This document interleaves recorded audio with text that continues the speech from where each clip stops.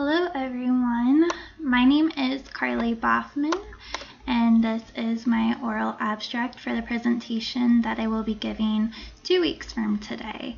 So in order to reserve most of that time in the next 2 weeks for my systematic review and giving you guys more information on that than myself, I thought I would give a little brief introduction of myself during this presentation. So I live in Mahomet, Illinois. It is really close to Champaign, Illinois, if you might know where that is.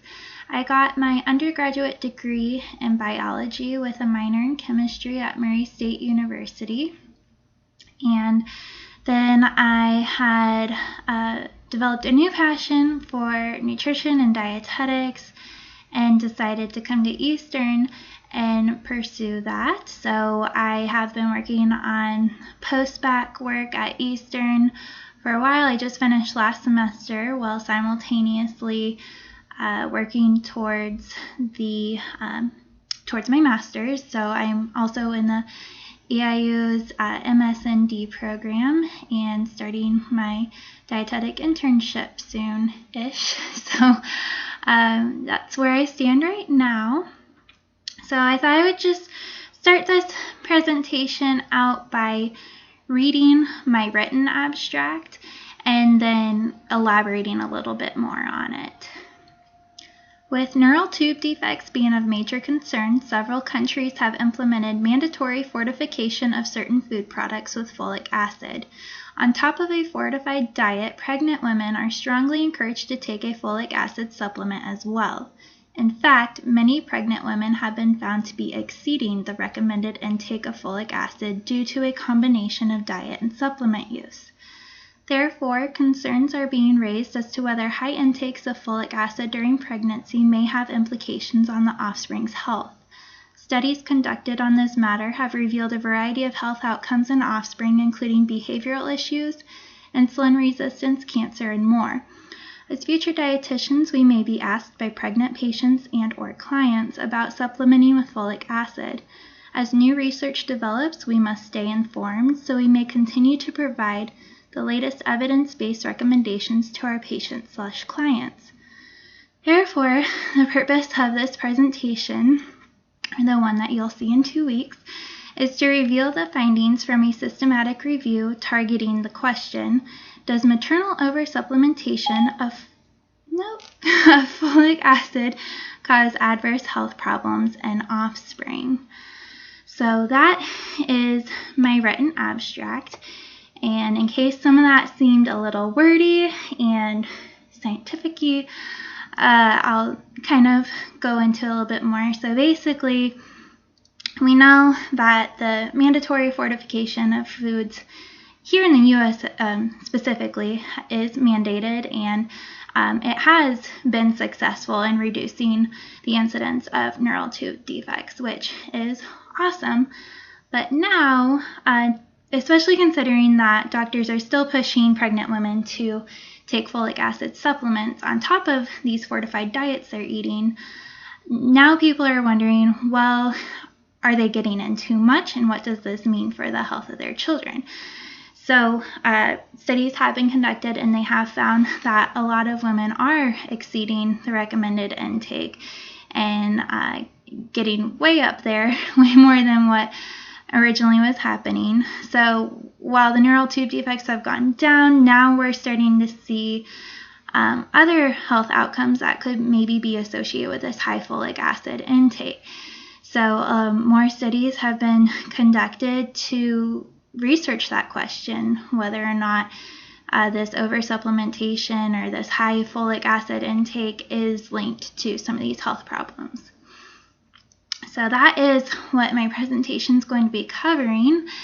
But I just wanted to also give a little disclaimer that considering my target population of pregnant women and their offspring, it's very hard to find studies conducted on this population because they're, of course, not willing to subject themselves and their unborn children to studies that may or may not benefit them. So a lot of times with this population, we are finding studies conducted on animals instead, at least the primary research with new research questions.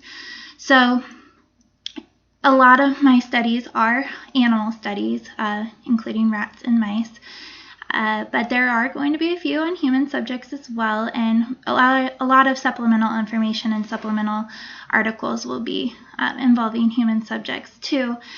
But I just want to throw that out there because I know sometimes animal studies get discredited. I don't see why, because for those of you who don't know, rats actually have a genome very, very, very close to ours. It's the closest out of all animals, which is why they're chosen for this research. And a lot of the things that we have found in human subjects today were originally found in animals. So there's room for growth, but yes, more research is needed on this topic. But I'm excited to share what I have found with you guys in 2 weeks because it is very interesting. Thought I would just take a quick moment too to share how I came up with this topic idea. So I myself am pregnant right now, and when I first found out I was pregnant, I ran out and bought this book, What to Expect When You're Expecting. It is the #1 bestseller for pregnancy-related books. And it has a brief section on nutrition, and I kind of skimmed through it, and I felt like, oh, this is common sense. This is stuff that they've been saying for years and years, and I've learned about it through my education as well. So I didn't think much of it. And then I like to follow a lot of dietitians on Instagram, and I came across a prenatal dietitian, Lily Nichols, and she has written a book I also got, Real Food for Pregnancy. I highly recommend this. Even if you're not planning to get pregnant yourself, if you think that you might be dealing with pregnant patients or clients in the future, it is a very, very good read, very interesting, and very updated compared to that first book I showed you. And that's Lily's whole goal with her research and what she teaches her patients is she's trying to update those nutrition guidelines that have been set for pregnant women, because she says that there's all this research out there that's not being shared, not being implemented, and so she's trying to get it out there. And one of those factors was this folic acid study that she had found. It was done in rats, but this specific one said that, yeah, there's a correlation between the offspring getting insulin resistance, and one of the factors contributing to it was high folic acid intake in the mother. So anyways, that's how I got intrigued by this idea, and so I started doing more research myself and found that it's very interesting, and I can't wait to share what I have found with you guys in 2 weeks. So I'll see you then. Thank you for watching.